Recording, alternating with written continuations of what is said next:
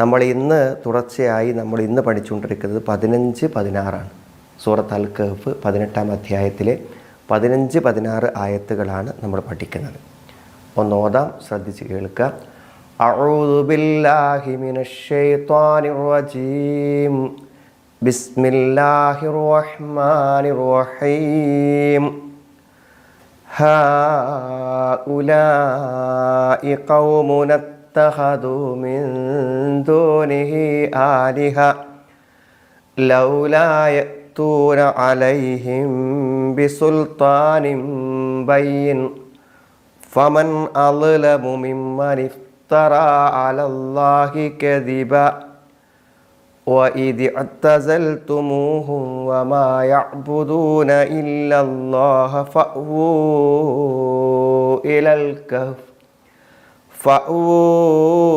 إلى الكهف ينشر لكم ربكم من رحمته ويهيئ لكم من أمركم مرفقا. 15-16 ആയത്തുകളാണ് നമ്മൾ ഓതിയിട്ടുള്ളത്. നമുക്കതിൻ്റെ ആശയം ഒന്ന് ശ്രദ്ധിച്ച് നോക്കാം. നമ്മൾ അസ്ഹാബുൽ കഹ്ഫിൻ്റെ കഥ ശരിയായ രൂപത്തിൽ പറഞ്ഞു തരികയാണ് എന്ന് പറഞ്ഞുകൊണ്ടാണ് വിശുദ്ധ ഖുർആൻ ഇത് പറയുന്നത്.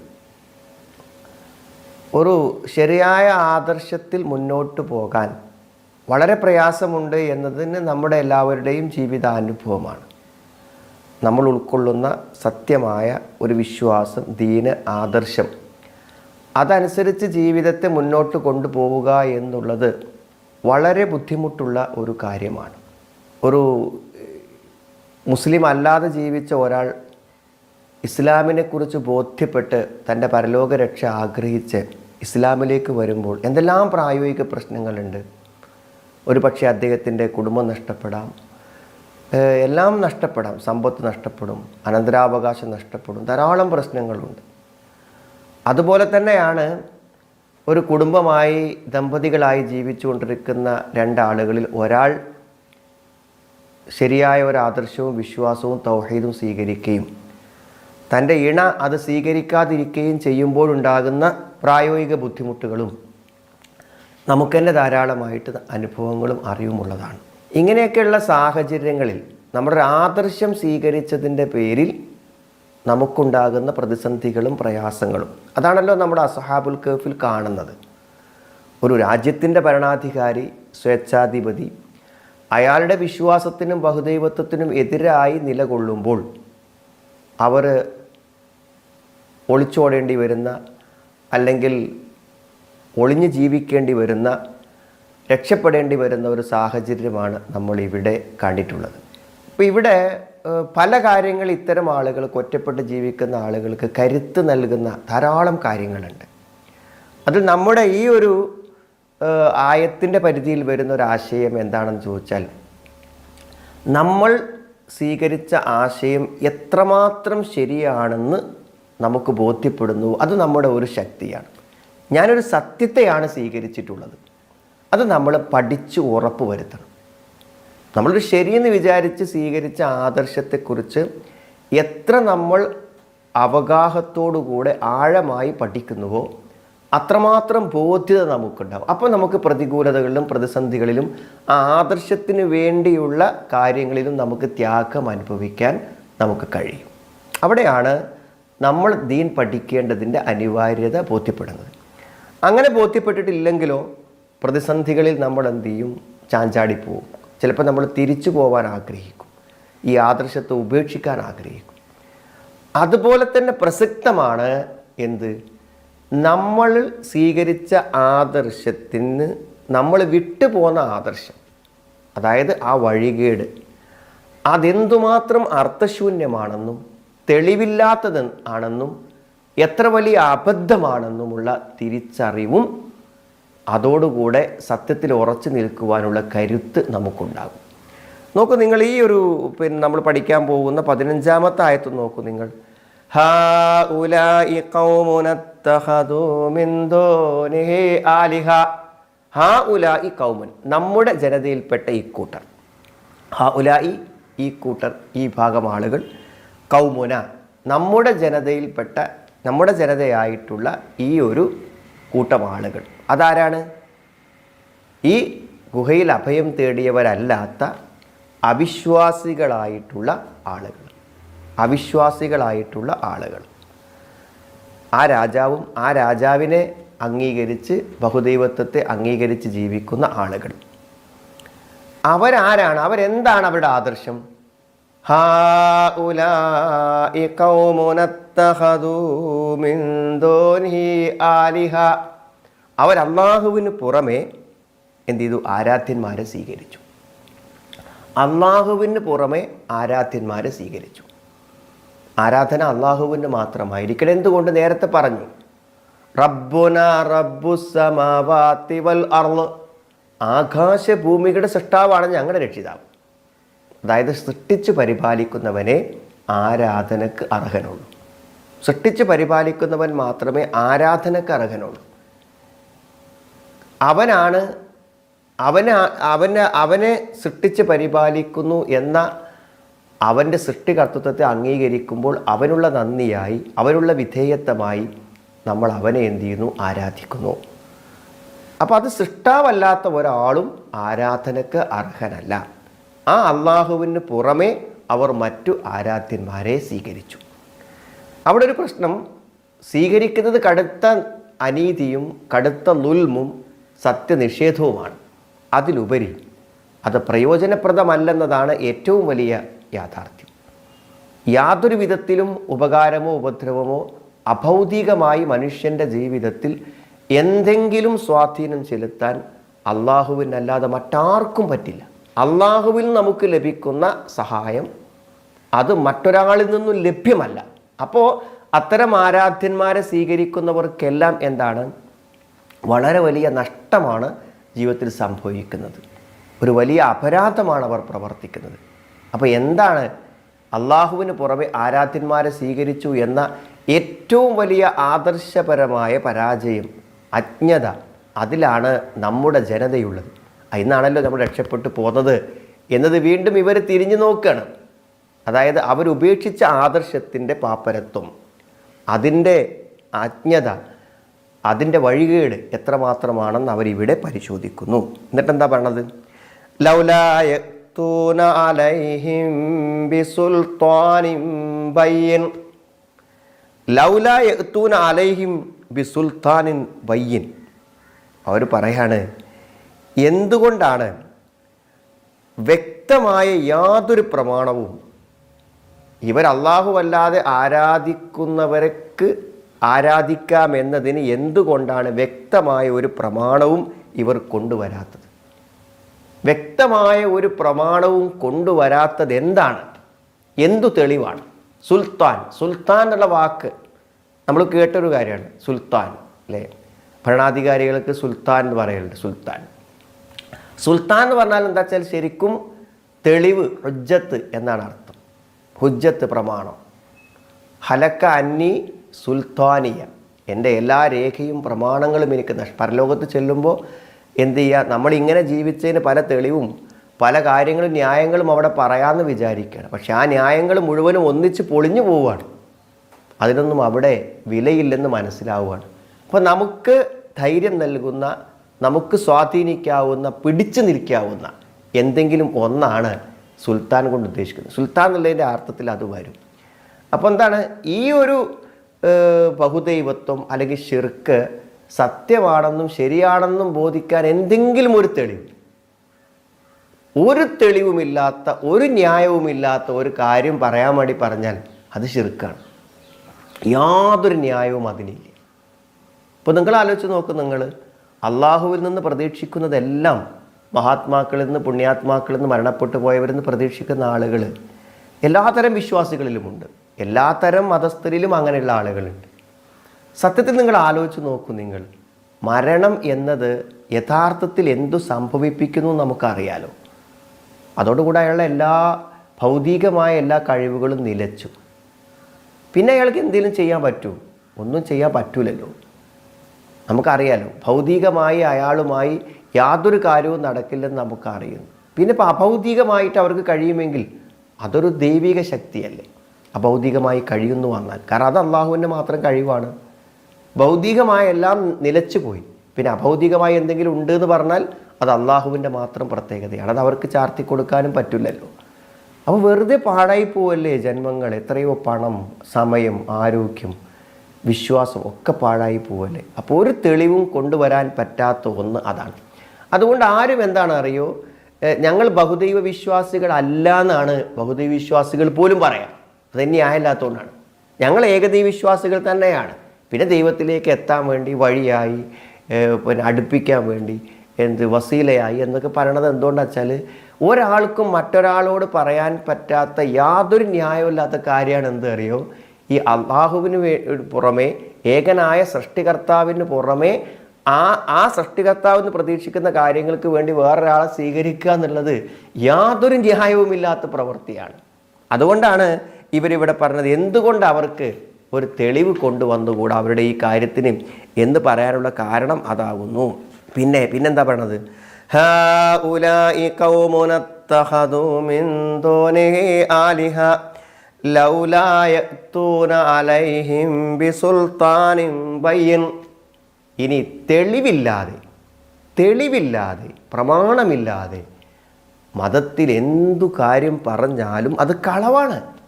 അള്ളാഹുവിൻ്റെ മേൽ കളവാണ്, പ്രവാചകൻ്റെ മേൽ കളവാണ്. അതുകൊണ്ട് എന്തൊരു മതവിശ്വാസ കാര്യങ്ങളാണെങ്കിലും അതിനൊരു പ്രമാണം നമുക്ക് വേണം. പ്രമാണമില്ലാതെ ഒന്നും പറയാൻ പാടില്ല. വളരെ വലിയ തെറ്റാണത്. അംലഹും ഷുറക്ക ശറഊ ലഹും മിനദ്ദീൻ മാലം യഅ്ദംബിഹില്ല. ദീനിൽ മതനിയമങ്ങൾ ഉണ്ടാക്കി കൊടുക്കുന്ന പങ്കാളികൾ അവർക്കുണ്ടോ എന്ന് ഖുർആൻ ചോദിക്കണം. ദീനിൻ്റെ ഏറ്റവും അതിൻ്റെ മുഴുവൻ വാക്കും പറയേണ്ട ഹാക്കിം അള്ളയാണ്. അള്ളാഹുവിൽ കിട്ടുന്ന വഹി പ്രകാരം നബി സല്ലല്ലാഹു അലൈഹി വസല്ലമയെ നമുക്ക് പറഞ്ഞു തരും. അതുകൊണ്ട് അള്ളാഹുവിൻ്റെ ദീനിൽ അള്ളാഹു അറിയാത്ത, അള്ളാഹു സമ്മതം തരാത്ത, അള്ളാഹു പഠിപ്പിക്കാത്തൊരു കാര്യം പറയാന്ന് പറഞ്ഞാൽ അത് പറയുന്ന കളവുകളിൽ ഏറ്റവും വലിയ കളവാണ്. ചില ആൾക്കാർ പറയും ഞാൻ കളവ് പറഞ്ഞിട്ടില്ല. അള്ളാഹുവിൻ്റെ ദീനിൽ ഇല്ലാത്ത ഒന്ന്, പ്രമാണത്തിൽ ഇല്ലാത്ത ഒന്ന് പറഞ്ഞിട്ടുണ്ടെങ്കിൽ നമ്മളാണ് ഏറ്റവും വലിയ കളവ് പറഞ്ഞ ആളെന്നുള്ളത് മനസ്സിലായി. ഇപ്പോൾ കഴിഞ്ഞ ദിവസം സ്വലാത്ത് വലിയ പുണ്യമുള്ള കാര്യമാണ്. എന്നിട്ട് ആ സ്വലാത്ത് ചെല്ലുന്നതിൻ്റെ പുണ്യം എന്ന് പറഞ്ഞാണ്ട് എഴുതിയിരിക്കുകയാണ്. എന്തൊക്കെയാണ് എഴുതിയിരിക്കുക. ആ പുണ്യമൊക്കെ കൊടുക്കേണ്ടത് അള്ളയാണല്ലോ. അപ്പോൾ നമ്മുടെ പ്രമാണങ്ങളിൽ ഖുർആൻ സുന്നത്തിലില്ലാത്തൊരു കാര്യം പറയുമ്പോൾ വെറുതെ പറയാണ്. അപ്പോൾ ആളുകളുടെ വിശ്വാസം സ്വലാത്ത് ചെല്ലാൻ വേണ്ടിയിട്ടല്ലേ ഇപ്പോൾ ഇതൊക്കെ പറയണത്. പക്ഷെ സ്വലാത്ത് ചെല്ലുന്നവൻ ഇന്നൊരു കൂലുണ്ട് എന്ന് പറയാൻ നമുക്കെന്ത് അവകാശമാണുള്ളത്? അതുകൊണ്ട് നമ്മൾ ഫോർവേഡ് ചെയ്യുമ്പോഴും പറയുമ്പോഴൊക്കെ അത് പ്രമാണമുള്ളതാണോ എന്ന് നമ്മൾ എന്ത് ചെയ്യണം, ശരിക്കും നമ്മൾ പരിശോധിക്കണം. അല്ലാതെ നമ്മളൊന്നും പറയാൻ പാടില്ല എന്നുള്ളതാണ് വസ്തുത. ഫമൻ അളലമു മിമ്മൻ ഇഫ്തറ അലല്ലാഹി കദിബ. ഫമൻ അളലമു, അക്രമിയായിട്ട് ആരാണുള്ളത് എന്നാണ്. അതായത് അള്ളാഹുവിൻ്റെ പേരിൽ കള്ളം കെട്ടിച്ചമച്ച് പറഞ്ഞവനേക്കാളും അക്രമിയായി ആരുണ്ട് എന്നാണ്. ഏറ്റവും വലിയ അക്രമി, ഏറ്റവും വലിയ കളവ് പറഞ്ഞവൻ എന്താണ്?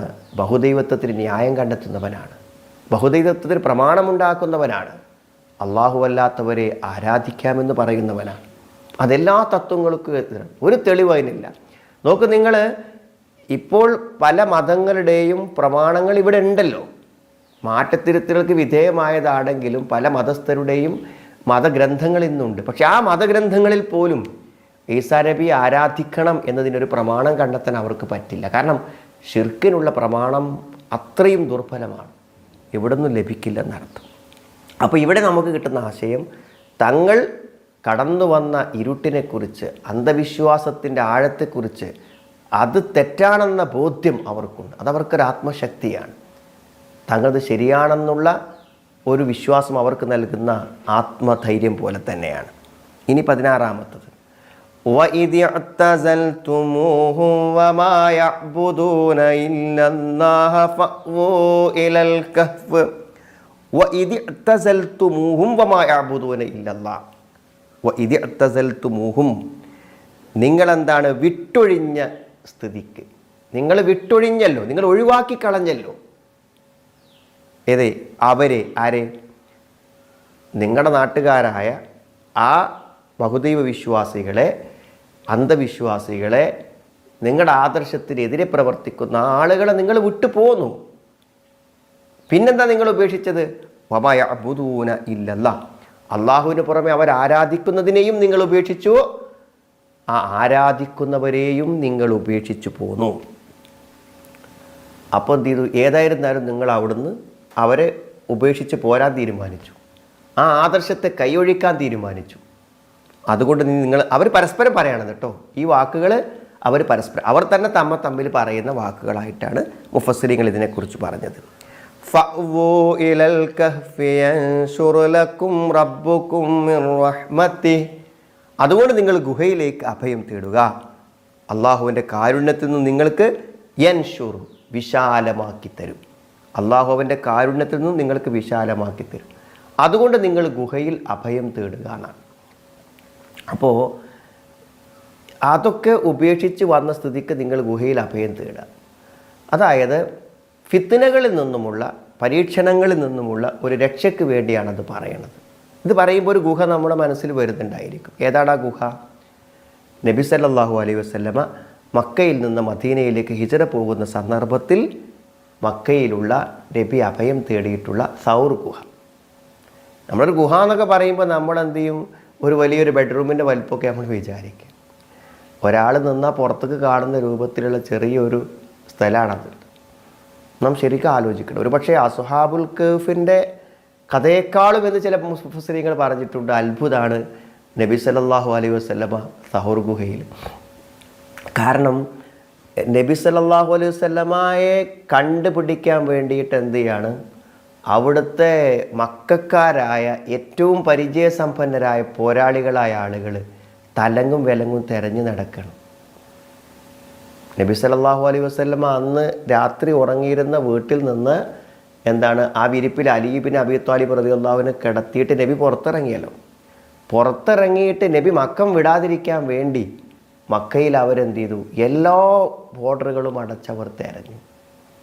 പക്ഷേ നബിയുടെ ഗുഹക്ക്, നബിയും അബൂബക്കർ സിദ്ദീഖ് റളിയല്ലാഹു അൻഹു താമസിക്കുന്ന ഗുഹക്ക് മുന്നിലൂടെ അവർ നടന്നു പോവുകയാണ്. അതായത് അവരിങ്ങനെ കാലിൻ്റെ ചോട്ടിലേക്ക് ഒന്നിങ്ങനെ നമ്മളിങ്ങനെ താഴത്തേക്ക് നോക്കില്ല, അങ്ങനെ നോക്കിയേ കാണും. പക്ഷെ അവർക്ക് നോക്കാൻ തോന്നിയില്ല. അള്ളാഹു നൽകിയ സംരക്ഷണം, അഭയം, അതാണ് സുഹൃത്തുക്കളെ. അതൊരു വല്ലാത്ത അത്ഭുതം തന്നെയല്ലേ സംഭവം. അതേപോലെ തന്നെ അള്ളാഹു എല്ലാ അർത്ഥത്തിലുമുള്ള സഹായങ്ങൾ അവർക്ക് എന്ത് ചെയ്തു? ചെയ്തു കൊടുത്തു എന്നുള്ളതാണ്. കാരണം അവർ പറഞ്ഞല്ലോ അള്ളാഹുവോട്, റബ്ബനാ ആതിനാ മിൻ ലദുൻക റഹ്മ വഹയ്യി ലനാ മിൻ അംരിനാ റശദാ, ഞങ്ങൾക്ക് എല്ലാ സൗകര്യങ്ങളും ഏർപ്പെടുത്തണമെന്ന് അള്ളാഹുവോട് പറഞ്ഞില്ല അവർ. അവിടെ നിങ്ങൾ ഗുഹയിൽ കയറിക്കോളൂ, ഗുഹയിൽ താമസിച്ചുകൊള്ളൂ, അള്ളാഹു നിങ്ങൾക്ക് അവൻ്റെ കാരുണ്യത്തെ വിശാലമാക്കി തരുന്നതാണ്.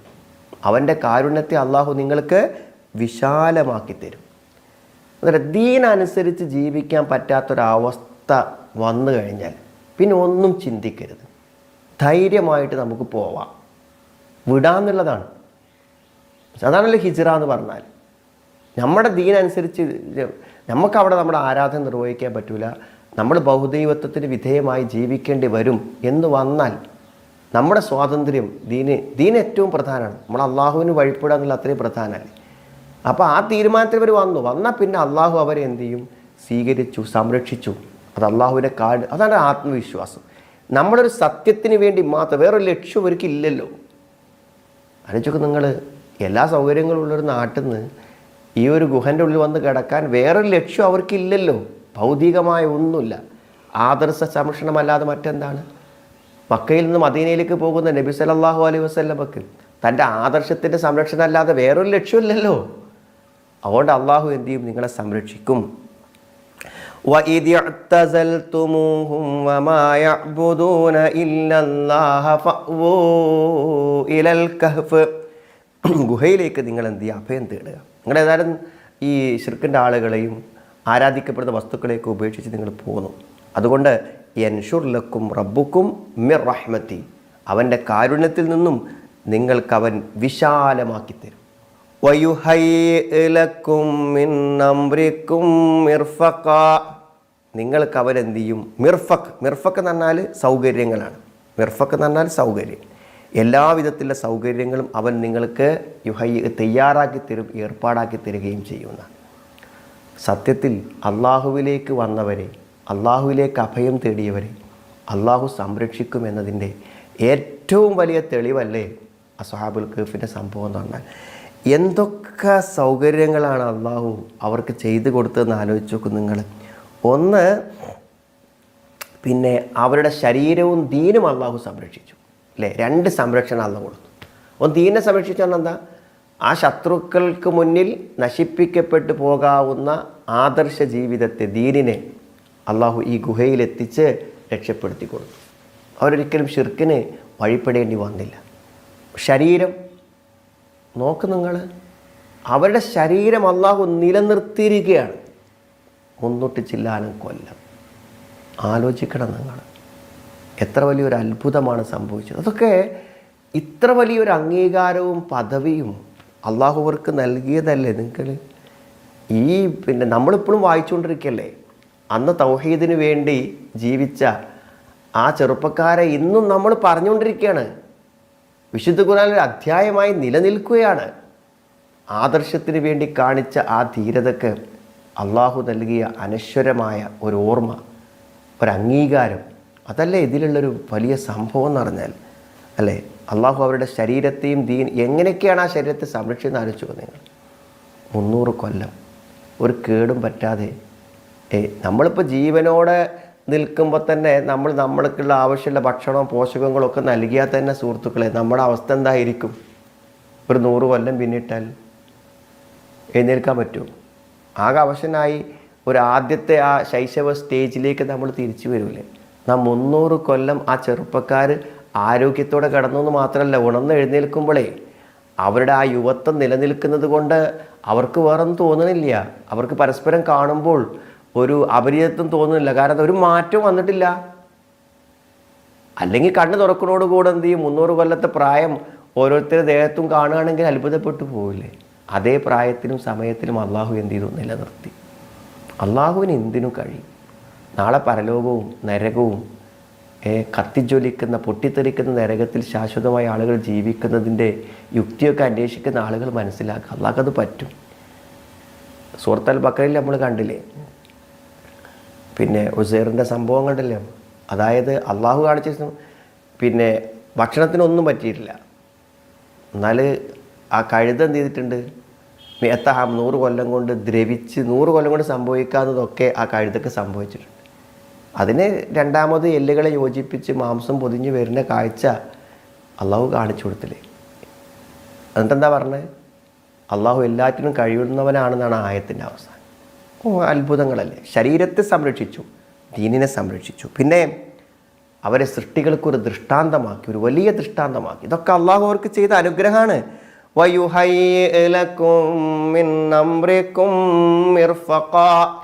അള്ളാഹു നിങ്ങൾക്ക് സൗകര്യങ്ങൾ ഏർപ്പെടുത്തി തരും. അള്ളാഹു നിങ്ങൾക്ക് കാരുണ്യത്തെ നിങ്ങൾക്ക് വിശാലമാക്കി തരും. നിങ്ങൾ ഗുഹയിൽ കയറിക്കോളി, അള്ളാഹു ഉണ്ട്. ആ തവക്കുലാണ്, ആ പ്രതീക്ഷയാണ്, വിശ്വാസത്തിൻ്റെ ശക്തിയാണ്. അള്ളാഹ് ഉണ്ടെന്നും അള്ളാഹ് സഹായിക്കും എന്നൊക്കെ ഉറച്ച പ്രതീക്ഷയുള്ളവർക്കല്ലേ പറ്റുള്ളൂ. പല സംഭവങ്ങളും പറയുന്നുണ്ട്.